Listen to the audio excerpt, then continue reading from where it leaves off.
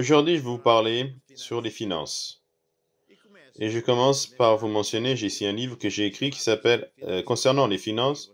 Vous pouvez l'avoir en format papier dans n'importe quelle église Mana, ou alors nous allons afficher le site où vous pouvez le trouver en numérique, qui est très pratique.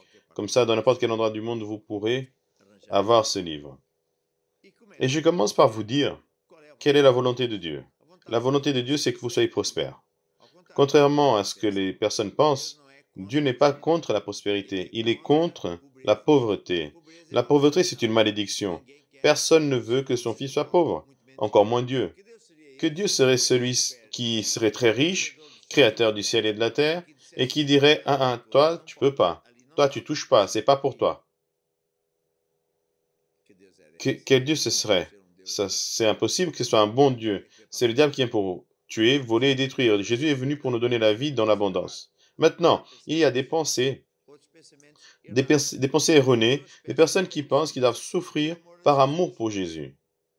Mais je suis ici pour vous dire que c'est Jésus qui a souffert par amour pour vous. Il y a des souffrances qui viennent, qui sont de la volonté de Dieu.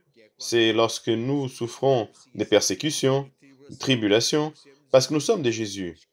On se moque de nous, on est méchant contre nous parce que nous allons à l'église. Ça, nous devons le souffrir. Mais souffrir la pauvreté, la famine, des maladies, ça, ce n'est pas la volonté de Dieu. Et pour cela, je recommande que vous veniez à l'église, surtout le dimanche, c'est le jour du Seigneur. Cherchez sur notre site quelle est l'église la plus proche de chez vous, parce que tout changera en mieux. Vous allez apprendre les choses de Dieu, et nous allons prier avec vous, et Dieu va vous aider. Il y a aussi d'autres pensées erronées, comme des personnes qui pensent par exemple que pour entrer dans l'église, il faut payer. Bien, dans notre église, vous pouvez rentrer et vous n'avez rien à payer. Vous ne pouvez pas juste faire des bêtises, frapper les gens, etc., ce qui est normal. Il y a des personnes qui pensent que nous, dans l'église, nous obligeons les personnes à donner de l'argent. Non. Nous n'avons aucun contrat avec la police qui va de maison en maison pour aller forcer les gens à aller à l'église pour donner de l'argent. Non, les personnes donnent s'ils veulent. S'ils veulent pas, ils donnent pas et nous n'allons pas contrôler et voir qu'est-ce que la personne fait. Nous désirons que la personne écoute la parole de Dieu, elle applique ce que Dieu dit et là, tout changera en mieux. Et donc, encore une fois, je vous dis, venez dimanche prochain à l'église.